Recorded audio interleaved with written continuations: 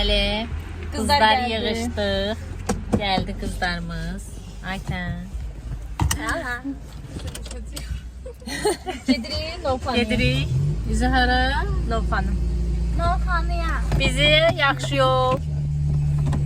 Amma unut hər şeyi, amma salla dərdleri, amma düşünüb hər şey güzel olacaq. Sən.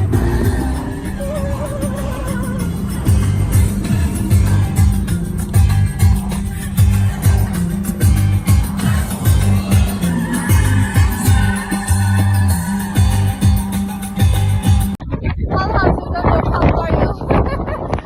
Ailəm orada.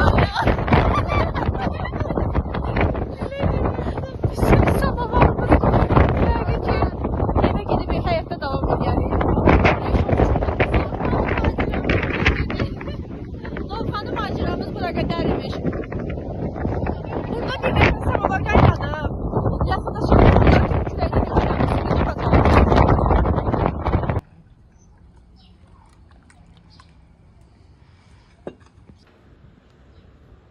Bunu da içirəm, yaxşı qızların sağlığına.